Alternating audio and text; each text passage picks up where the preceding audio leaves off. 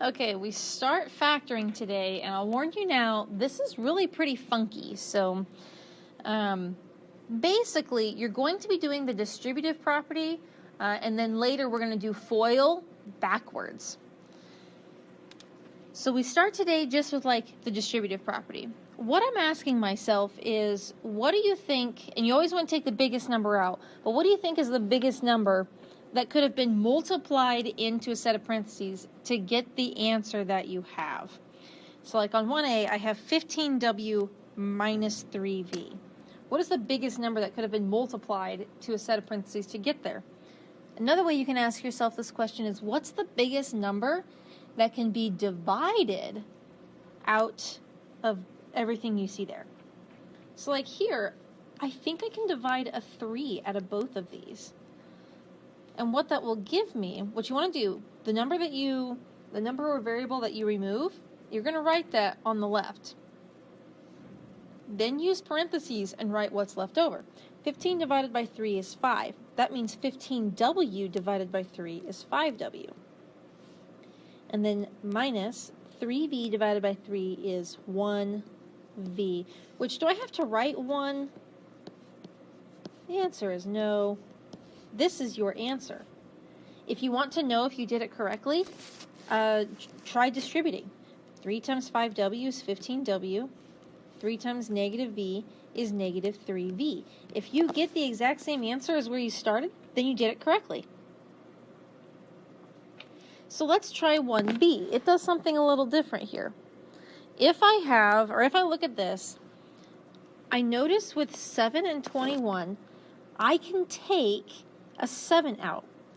But the problem is you have to be able to take it out of everything, and I can't take a 7 out of the 1 evenly. We're not going to do decimals or fractions, all whole numbers or integers. So since I can't take that out, no 7s, but what do you think about some variables? Here's a U, here's a U, here's a U.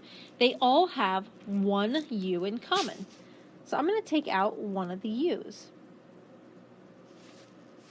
I also see that they all have a T in common. So I'm going to take out one of the T's. You can't take more than one out because this guy down here only had one T in there. Even though both of these have T squareds, it doesn't matter because the last one doesn't have a T squared. So now that I figured out all the things that can divide into all three, I'm going to write that on the left, parentheses, and write what's left over. This one has a 7. I had 2 T's. I got rid of one. I'm sorry, I had 2 U's. I got rid of 1 U. How many U's are left? 1. I have 2 T's. I get rid of 1 T. How many T's are left? 1. 21, because I didn't take any of the numbers out. This one had a U, and I factored out a U, so there's no U's left. But there is a T left. Now this last one's the most complicated part of this specific problem because I took the U out and I took the T out, so there's nothing left. So it's really tempting for me to just close the parentheses here. This is incorrect. Let me show you why. If you try to double check yourself and you distribute back out, the answer you get is this. That's not where you started. You're missing a whole section there. So here's what you need to do instead. Get rid of that parentheses. There we go. What you want to do instead is recognize that yes, both the U and the T cancel. But isn't there a number right there? It's not written, but you know what it is. Make sure you include it, because now if you try to double check yourself and you distribute, negative UT. Now did you end up in the same spot?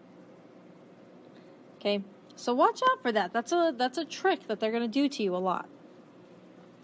I'm going to do 2 videos for 8.5, so I'm going to stop here.